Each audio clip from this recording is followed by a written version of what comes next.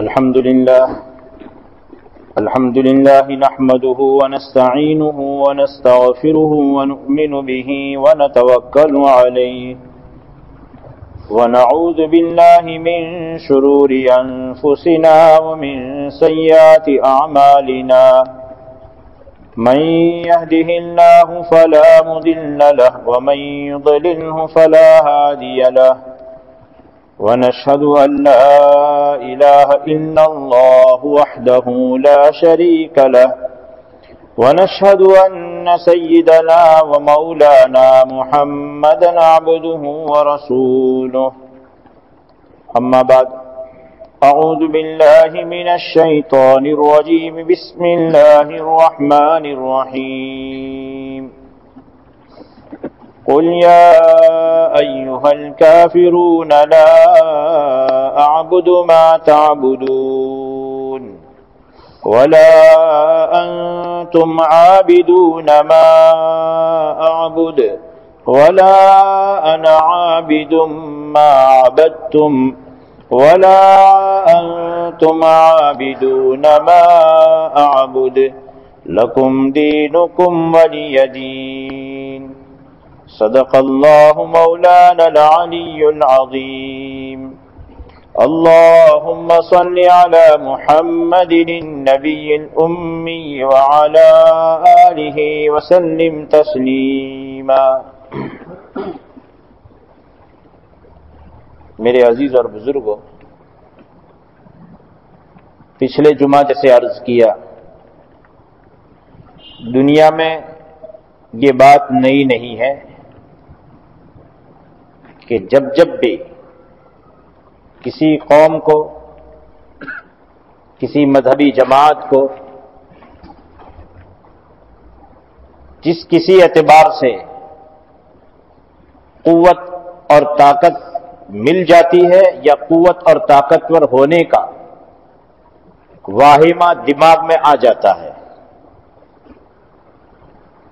تو پھر وہ جس طرح ممکن ہو دوسری تہذیبوں کو،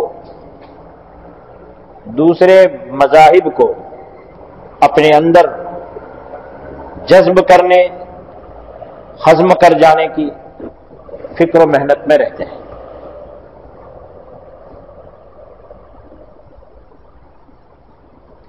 چنانچہ حضرت عیسیٰ علیہ السلام نے دیگر انبیاء کرام علیہ السلام کی طرح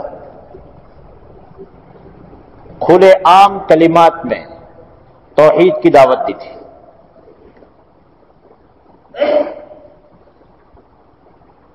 اور اسی لیے قرآن کریم میں اللہ تبارک و تعالی نے اس بات کو بڑی اہمیت کے ساتھ بیان کیا ہے۔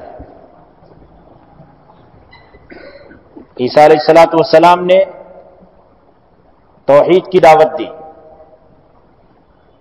اللہ کے ایک ہونے، اگلے انبیاء کے من جانب اللہ ہونے اور ان کی تصدیق کرنے، اور پھر اپنے نبی ہونے کا دعویٰ بیان کیا، اور اپنے بعد آنے والے نبی محمد مصطفیٰ صلی اللہ علیہ وسلم کی خوشخبری بھی دی۔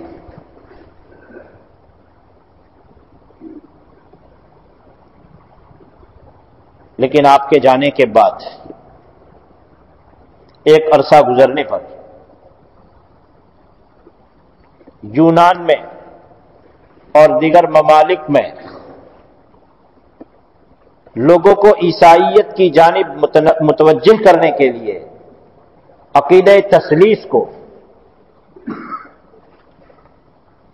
تین خدا ہونے کے عقیدے کو، جس کا عیسیٰ علیہ السلام کی لائی ہوئی شریعت کے ساتھ دور دور کا تعلق نہیں تھا، اتنا اس کو پرویا گیا تاکہ دوسری قوموں کو اس میں ہضم کیا جا سکے، اور اتنی عمومیت کے ساتھ انہی کے مذہب کے پیروکاروں نے اور انہی کے علماء نے اس کو اتنا چلایا کہ اگر قرآن نے عقیدہ تثلیث کی، تین خدا ہونے کی اگر برائی بیان نہ کی ہوتی اور مذہب عیسائی سے اس کا کوئی تعلق نہیں تھا، عیسیٰ علیہ السلام کی شریعت سے اس کا تعلق نہیں تھا، اس کو اگر بیان نہ کیا ہوتا تو لوگوں کو مغالطہ ہو جاتا، اتنا اس کو چلایا۔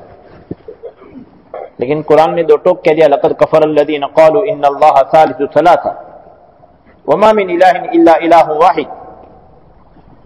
وہ لوگ کافر ہو گئے جنہوں نے یوں کہا کہ اللہ تبارک تعالیٰ تین خداؤں میں کا ایک ہے، تین خداؤں میں کا تیسرا،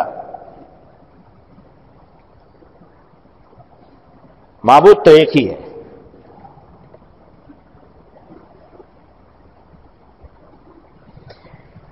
ہر زمانے میں یہ رہا ہے،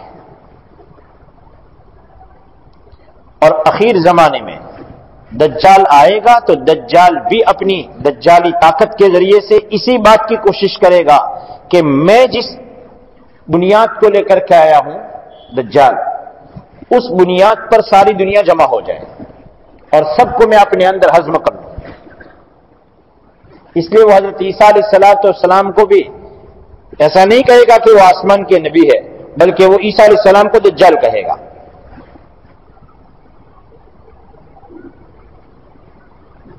اور دجال اپنے آپ کے متعلق پہلے عیسیٰ اور پھر رب ہونے کا دعویٰ کرے گا، اور اللہ جتنا چاہیں گے، اللہ ہم سب کی حفاظت فرمائے، جتنا اللہ کی حکمت کا تقاضا ہوگا اتنی ڈھیل اس کو دی جائے گی۔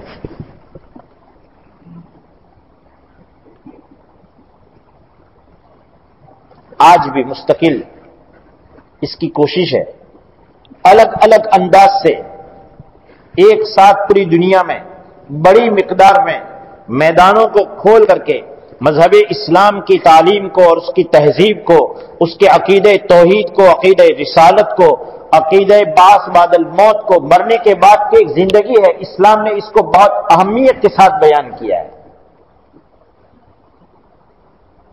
اس کو مٹانے کی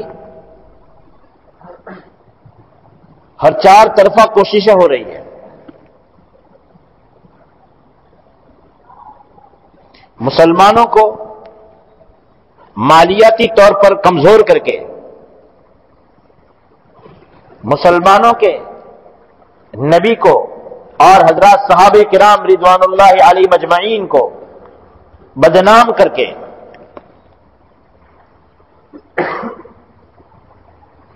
مذہب اسلام میں شکوک اور شبہات کو بے بنیاد پیدا کر کے،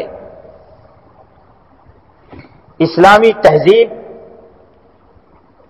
اس میں ہماری اپنی کمزوریاں جو ہیں، اس کمزوریوں کی وجہ سے اس کے اندر لچرپن، کمزوری لوگوں کے سامنے بیان کر کے اس ملت کو، اس دین برحق کو جذب کرنے، اپنی مذہبی کارکردگی میں ہضم کر لینے کی ناکام کوششیں ہو رہی ہے، ہوتی رہیں گی۔ دل کو اس پر مطمئن رکھنا چاہیے کہ یہ نیا حملہ نہیں ہے۔ البتہ جیسے پچھلے جمعہ میں عرض کیا تھا کہ اتنا کہہ کر ہاتھ پر ہاتھ رکھنے کا وقت نہیں ہے، بلکہ اپنے طور پر، اپنے اندر، اپنی نسلوں میں، اپنے دائرے کار میں جہاں تک ہم کر سکتے ہیں، سمجھا سکتے ہیں کہ نہیں، اپنی ملت کو بچانا ہے، اس کی جو محنت ہم کر سکتے ہیں کرنی چاہیے۔ اسی لیے طرح طرح کے پروپیگنڈے ہوتے ہیں۔ اس بات سے بالکل انکار نہیں ہے کہ محمد رسول اللہ صلی اللہ علیہ وسلم انسانیت کے سب سے بڑے ہمدرد تھے، انسانیت کے سب سے بڑے خیرخواہ۔ جس زمانے میں چھوت اچھوت آسمان کی چھت کو پہنچ چکا تھا، آج جو بنیادیں اٹھائی جا رہی ہے لسانی تقسیم کہ یہ گجراتی اور یہ مراٹھی،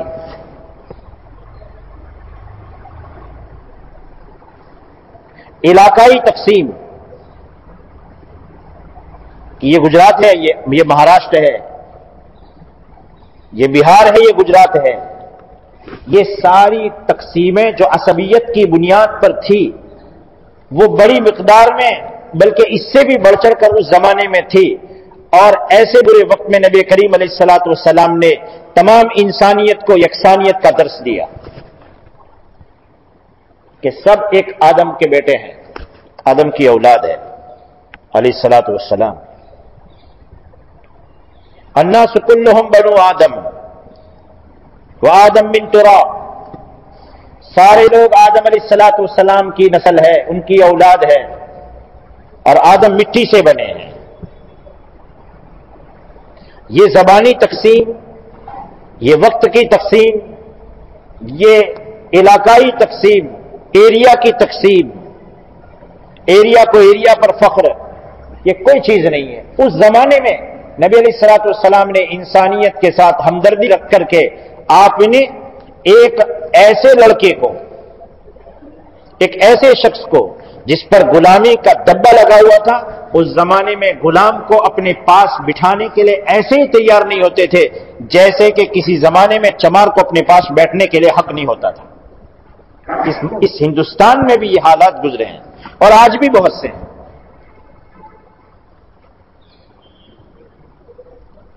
ہمیں اللہ کے رسول نے اس سے روکا۔ ابھی چند مہینے پہلے میں اپنے وطن گیا تھا تو ایک مزدور گھر پر کچھ کام کے لیے آیا، تو جب بات کرنے کے لیے بیٹھے تو بیچارہ دور چلا گیا، کرسی تھی، کرسی لے کر دور گیا۔ تو میں نے کہا دور کیوں گئے بھائی؟ دیکھیں نہیں آپ کے پاس میں نہیں بیٹھ سکتا، کرسی لے کر یہاں بات کریں، میرے پڑوس میں بیٹھ۔ اس نے فوراً کہا کہ ہمارے یہاں تو ہم اپنے کسی بڑے کے پاس بھی اور دوسری قوموں کے پاس بھی بیٹھ نہیں سکتے۔ میں نے کہا ہمیں ہمارے نبی نے یہ تعلیم نہیں دی ہے، بیٹھیے۔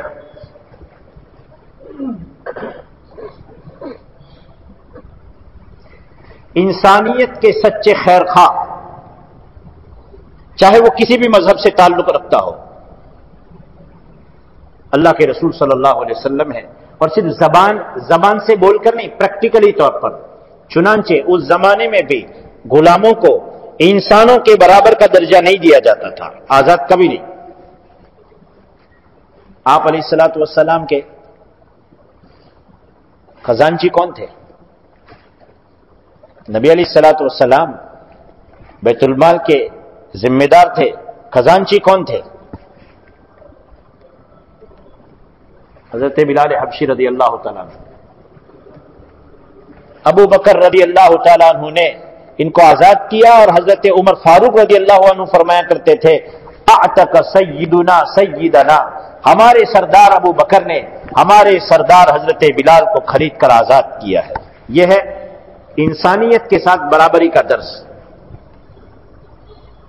ایک غلام جن پر غلامی کا دبا لگا ہے، ان کو اللہ کے رسول صلی اللہ علیہ وسلم نے اپنا خزانچی بنایا۔ مکہ فتح ہو رہا ہے، نبی علیہ الصلوۃ والسلام نے چاہا تھا کہ مکہ میں خونریزی نہ ہو، قتل نہ ہو، اور مکہ فتح ہو جائے، اور اللہ تبارک نے اپنی قدرت سے اس کام کو انجام دیا۔ نبی علیہ الصلوۃ والسلام بیت اللہ میں داخل ہونا چاہ رہے ہیں، چابی کا ذمہ دار جو شخص تھا عثمان شیبی، ان کو بلا کر کے چابی لے رہے ہیں۔ آپ علیہ الصلوۃ والسلام اپنے ساتھ ایک وہ شخص جو غلام رہ چکا تھا اور اس غلام کے بیٹے کو اپنا غلام رہ چکا تھا، اس بیٹے کو حضرت اسامہ بن زید رضی اللہ تعالیٰ عنہ کو اپنے ساتھ دروازہ کھول کر کے اپنے ساتھ لے جاتے ہیں۔ کیا مقام دیا!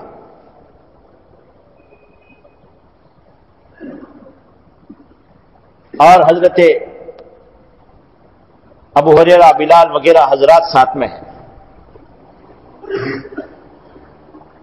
اس لیے نبی علیہ الصلوۃ والسلام کے متعلق بھی لوگوں کے دلوں میں، اور حضرات صحابہ کرام رضوان اللہ علیہم اجمعین کے متعلق بھی امت مسلمہ کے غیر تعلیم یافتہ یا دنیاوی تعلیم یافتہ کہ جن کا مطالعہ ہی جن کا ابیاس ہی دنیا کی تعلیم اور اسی طریقے سے دینی وہ تعلیم جو ان لوگوں کے واسطے سے پہنچتی ہے، اس لیے کہ ان کے پاس قرآن اور حدیث کو سمجھنے کی وہ زبان جو ہے وہ ہمارے ان نئے تعلیم یافتہ طبقے کے پاس نہیں.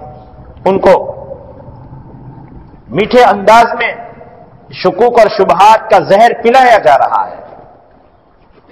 اس لیے اس بات کا یقین بٹھایا جائے کہ ہماری تہذیب ساری تہذیبوں میں سب سے عمدہ ہے، اور ہمارا عقیدہ توحید وہ دنیا کا سچا اور صحیح عقیدہ ہے. اور حضرت نبی کریم علیہ الصلوۃ والسلام اور آپ سے پہلے جتنے انبیاء کرام علیہ الصلوۃ والسلام تشریف لائے ہیں اور صحابہ کرام رضوان اللہ مجمعین اور ان کے بعد درجہ بدرجہ، یہ ہمارے لیے جو ہمارے مقتدر اہل علم اہل ذکر علماء ہیں، ان سب کے سب کو ان کے درجے پر احترام کے ساتھ دیکھنا چاہیے، ان کا وقار رکھنا چاہیے کہ دین کا مدار ہی ان صحابہ اور تابعین کی بنیاد پر ہے. اس لیے اللہ کے رسول صلی اللہ علیہ وسلم نے جمی صحابہ کی پیروی کرنے کی تعلیم دی. تمہیں میرے صحابہ کی پیروی کرنا کہ کیوں؟ اس لیے کہ علم تو آدمی لے سکتا ہے، لیکن اس علم کے لیے کہ فلاں حدیث شریف فلاں آیت کریمہ، اس آیت کا اور اس حدیث شریف کا عمل کرنے کا درجہ کیا ہے اور کس موقع پر وہ عمل کرنے کی چیز ہے، وہ ان حضرات نے اللہ کے رسول سے عملی طور پر دیکھا ہے، اور وہی چیز معتبر ہے جو صحابہ کے واسطے سے ہمیں پہنچی ہے. حضرات صحابہ کرام رضوان اجمعین اسلام کی نبی علیہ الصلوۃ والسلام کے بعد سب سے بڑی بنیاد ہے. ان کا وقار باقی رکھنے کے لیے اللہ کے رسول صلی اللہ علیہ وسلم نے ادنا درجے کے صحابی کو بھی، حالانکہ ہم کسی کو ادنا نہیں کہہ سکتے، ان کو بھی ادنا درجے کی، چھوٹے سے چھوٹے درجے کی بھی تکلیف پہنچانے کی اور کمتر سمجھنے کی اجازت نہیں دی. اور آپ نے بنیاد رکھی کہ میرے صحابہ کا وقار رکھنا.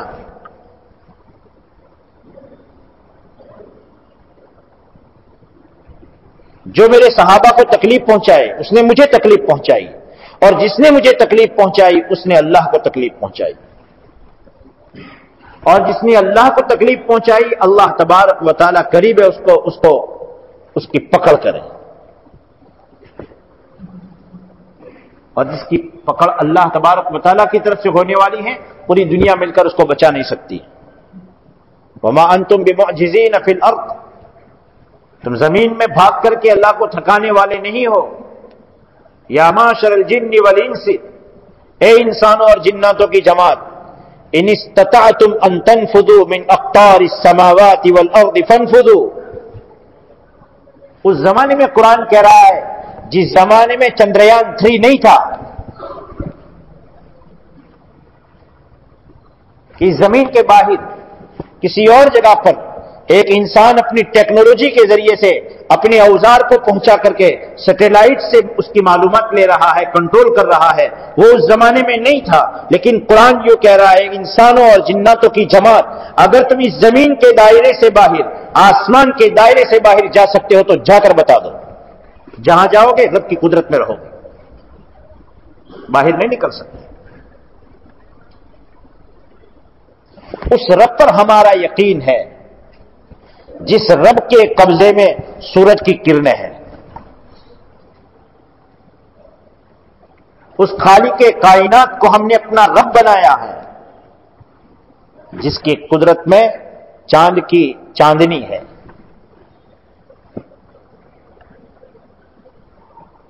ہواؤں کے رخ جس کے قبضے میں ہیں،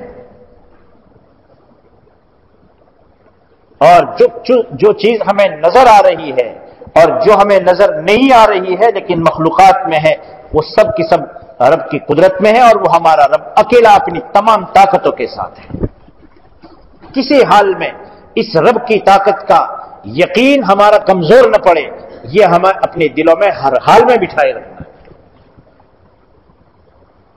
اور تہذیب اسلام کو اپنے رنگ میں ڈبونے کی اور مغلوب کرنے کی آج کی محنت نہیں ہے، بہت پرانی ہے. اور اس تہذیب کو ضم کرنے، ملا دینے کی اور مرج کرنے کی. دنیا میں ہر چیز میں مرج سسٹم چل رہا ہے. بڑی بڑی بینکیں مرج ہو رہی ہیں، بڑی بڑی ٹیکنالوجیاں مرج ہو رہی ہے. تو تہذیب کو بھی مرج کرنے کی سازش ہے، شروع زمانے سے ہوئی ہے. قرآن کہہ رہا ہے وَإِذَا تُتْلَىٰ عَلَيْهِمْ آيَاتُنَا بَيِّنَاتٍ قَالَ الَّذِينَ لَا يَرْجُونَ لِقَاءَنَا ائْتِ بِقُرْآنٍ غَيْرِ هَٰذَا أَوْ بَدِّلْهُ. جب ہماری کھلی کھلی نشانیاں اور کھلی کھلی آیات قرآن کی لائی ہوئی تہذیب اور لائے ہوئے عقیدہ توحید کے مقابل جو لوگ زندگی گزار رہے تھے ان کے سامنے پڑھی جا رہی، جن کو رب کی ملاقات کا کوئی یقین نہیں ہے، مانتے ہی نہیں ہے کہ مرنے کے بعد اللہ کے سامنے حاضر ہونا ہے. ایک بنیادی عقیدہ ہے، اس عقیدے پر جینا ہے اور مرنا ہے. کوئی دوسرا قرآن لے آؤ یا ان میں چند آیت بدل دو، تمہاری بات قبول کرنے. یہ تہذیب کو مرج کرنے کا پروگرام تھا. اللہ تبارک نے کیا فرمایا؟ نبی جی فرما دیجئے قل ما یکون لی ان ابدلہ من تلقاء نفسی. میرا نبی علیہ الصلوۃ والسلام یہ فرما رہا ہے کہ نبی اللہ یہ کہہ رہے ہیں کہ یوں کہہ دو کہ میں اپنی طرف سے اللہ تبارک و تعالیٰ کی طرف سے دیا ہوا جو ایک نظام زندگی ہے، ایک نظام عقیدہ ہے، ایک نظام عبادت ہے، ایک نظام معاشرت ہے، ایک نظام معاملات ہے، ایک نظام اخلاق ہے، یہ سارا نظام اللہ کا دیا ہوا ہے. میں اپنی طرف سے اس میں کسی طرح کی تبدیلی اور چینجنگ کرنے کا پاور رکھتا ہی نہیں. جب میرا نبی پاور نہیں رکھتا تھا تو میری اور تمہاری کیا حیثیت ہے کہ ہم انسانیت کی ایک جھوٹی ہمدردی کے نام پر، سچی ہمدردی تو محمد الرسول اللہ صلی اللہ علیہ وسلم نے بتائی ہے، جھوٹی ہمدردی کے نام پر اور جھوٹے اتفاق کے نام پر، جھوٹے ایکتا کے نام پر ہم اپنے عقائد سے دستبردار نہیں ہو سکتے. ہم اس پر جمے رہیں گے. ہم دوسروں کو سمجھانے کی کوشش کر سکتے ہیں لیکن دوسروں پر جبر بھی نہیں ہے، زبردستی بھی نہیں ہے، اس لیے کہ ہماری تعلیم جو ہے وہ کسی مذہب کو مٹانے کی تعلیم نہیں ہے. لوگوں کو ان کی خیرخواہی سمجھانے کی بات ضرور ہے لیکن لا اکراہ فی الدین. یہاں زبردستی نہیں ہے کہ کوئی نہیں مانتا ہو تو بھی زبردستی اس کو داخل کر دو. مکہ فتح ہو رہا ہے، اسلام میں زبردستی نہیں، اس کی نشانی دیکھو. مکہ فتح ہو چکا سنجری 8 میں، سنجری 9 میں نبی علیہ الصلوۃ والسلام حضرت ابوبکر صدیق رضی اللہ تعالیٰ عنہ کو مشرکین کے ساتھ میں جو معاہدہ ہو چکا تھا اس معاہدے کے بعد اب نیا معاہدہ نہیں ہوگا، جبکہ ایک معاہدہ وہ توڑ چکے ہیں اور اسی وجہ سے مکہ فتح ہوا ہے. سنجری 8 میں فتح ہو رہا ہے. 9 میں اللہ کے رسول صلی اللہ علیہ وسلم حضرت ابوبکر کو بھیج رہے ہیں اور پیچھے سے یہ معلوم ہوا کہ مشرکین کے یہاں دستور یہ ہے کہ اگر معاہدہ کیا ہے تو معاہدہ کا ذمہ دار خود پہنچ کر کے اس معاہدہ کے آگے کوئی اور عہد نہیں ہوگا، اس کا خود اعلان کرے گا یا ایک اس کے گھر کا کوئی شخص اعلان کرے گا. تو حضرت علی کو پیچھے سے بھیج رہے ہیں، اللہ کے رسول کی اونٹنی پر سوار ہو کر کے جا رہے ہیں.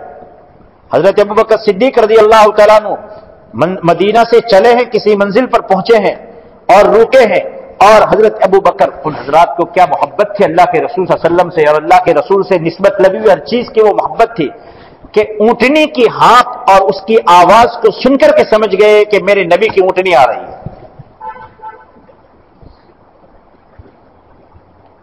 آپ نے دونوں حضرت علی نے اعلان کیا اور جہاں حضرت علی تھکتے تو حضرت ابوبکر پھر اعلان فرماتے. فتح ہونے کے 1 سال بعد اعلان ہو رہا ہے اور 1 سال اور مہلت ہے. اسلام میں ایسی زبردستی نہیں، کسی کو ختم کر دو، کسی تہذیب کو مٹا دو. لوگوں کو ان کی آخرت کی اور ہمیشہ کی زندگی کی خیرخواہی سے باخبر ضرور کرنا ہے لیکن اس کے باوجود بھی کسی پر زبردستی نہیں. اسلام کی یہ تاریخ فتح ہونے کے بعد بھی 2 سال مہلت. اور آپ علیہ السلام اعلان فرما رہے ہیں کہ یہ کہہ کر کے اعلان کرو کہ دیکھو اب نبی علیہ السلام کا اس معاہدے کے بعد کسی کے ساتھ کوئی معاہدہ نہیں ہے. اب بیت اللہ کا کوئی ننگا طواف نہیں کرے گا، اب بیت اللہ کا کوئی مشرک طواف نہیں کرے گا آئندہ سال کے لیے. 1 سال تو فتح کا گزر چکا ہے تقریباً، اور آئندہ سال یہ اعلان ہو رہا ہے، کے لیے اعلان ہو رہا ہے۔ اس لیے عرض یہ ہے، اس وقت دنیا میں طاقت کے نام پر تہذیب کو مٹانے، مسلمانوں کے کاروبار کو زیادہ سے زیادہ مقدار میں نقصان پہنچا کر مجبور کر کے مسلمانوں کے اور اہل اسلام کے مقتدا اور ہمارے نبی اور حضرات صحابہ، تابعین، محدثین اور فقہاء، ان حضرات کو اور ان کے بعد دین کے لوگوں کو سمجھانے کے جو ذمہ دار بنے ہوئے ان حضرات کو بدنام کرنے، ان پر شکوک و شبہات قائم کر کے اسلامی تہذیب کو غلط تہذیب ثابت کرنے کی اور اپنی تہذیب میں غم کرنے کی اور مرج کرنے کی محنتیں چل رہی ہے۔ کسی حال میں بھی ہم اس سے دستبردار نہیں ہو سکتے، یعنی اس سے اپنے آپ کو ہٹا نہیں سکتے ہیں، اپنی نسلوں کو بھی اس پر جھوانا ہے، اور اسی کے لیے یہ ساری عبادات ہیں، دین کی محنتیں ہیں۔ اللہ تبارک و تعالیٰ نے ہم کو جس دین کے ساتھ جوڑا ہے اس دین کے ساتھ لگے رہنے کے لیے بھی اس کی محنت میں ہر حال میں لگے رہنا ہے۔ جب لگے رہیں گے تو اللہ تبارک و تعالیٰ کا دستور ہے، ایک آدمی کسی محنت پر لگا رہتا ہے اور اسی کو اپنا اوڑھنا بچھونا اور اسی کو اپنی فکر بناتا ہے کہ ہمارے اپنے بیوی بچوں کی ضرورت ہے، ہمارے اپنے حلال روزگار میں لگنا، یہ بھی اگر اس نیت سے ہے تو کہ اللہ کا حکم ہے، یہ دین ہے، لیکن ہم اپنے دین سے دستبردار نہیں ہونا چاہتے تو دینی کاموں کے ساتھ ہر حال میں وابستہ رہنا ہوگا، اچھی نیتوں سے ان کو دیکھنا ہوگا، ان کے لیے دعائیں کرنی ہوگی، کام میں جڑا رہنا ہے۔ اللہ تبارک و تعالیٰ اس کی توفیق عطا فرمائے، اور اپنی سے زیادہ اپنی نسلوں کی فکر کرنے کی ضرورت ہے۔ اپنی سے زیادہ پھر کہہ رہا ہوں، اپنی نسلوں کی فکر کرنے کی ضرورت ہے کہ ہماری نسلیں ہمارے آنکھ کو دیکھے مرتد نہ ہو جائے۔ ہمارے جانے کے بعد بھی انبیاء اپنی اولاد کو تاکید کر رہے ہیں، ما تعبدون من بعدی، میں مر جاؤں گا، میرے بعد تم کس کی عبادت کرو گے؟ حضرت یعقوب علیہ السلام اپنی اولاد کو کہہ رہے ہیں، قرآن کہہ رہا ہے، پوری زندگی محنت کی ہے اور آخری وقت میں پوچھ رہے ہیں۔ معلوم ہوا کہ نبی بھی اپنی اولاد کے ساتھ میں توحید پر جینے اور مرنے کا مذاکرہ کرتا ہے، تو ہمیں بھی اس کی فکر میں رہنا ہے۔ اللہ ہمیں اس کی توفیق عطا فرمائے۔ اسی لیے میرے عزیزوں، ہم جانتے ہیں کہ ہمارے یہاں دعوت و تبلیغ کی محنتیں ہوتی ہیں، حسن نیت کے ساتھ میں ہمیں اپنے آپ کو ان دعوت کی محنت کے ساتھ، بزرگوں کے ساتھ، مدارس کی محنت کے ساتھ ہمیشہ جوڑے رکھنا ہے۔ ہمارا آئندہ مہینے میں 8، 9، 10 پر اجتماع آ رہا ہے، اس کی محنتیں کریں، اس کے ساتھ جڑے رہیں، اور ثواب کی نیت سے اجتماع میں نہ جائیں اجتماع میں ثواب کی نیت سے۔ اجتماع میں جائیں تو وہاں ہمارے اکابر کے اور ہمارے علماء کے جو بیانات ہو اس سے اپنے ایمان کو بنانے کی نیت سے شرکت کریں، ثواب ملے گا، لیکن ثواب کی نیت سے جانا نہیں ہے۔ اور اپنے آپ کو، اپنی نسلوں کو دین پر جمائے۔ اللہ میں اس کی توفیق عطا فرمائے۔ آج مجھے ذمہ داروں نے بھی کہا ہے، اور ہمارے مولانا سلیمان صاحب آمود میں جو مدرسہ چلتا ہے ان کی مسجد کا کام بھی جاری ہے،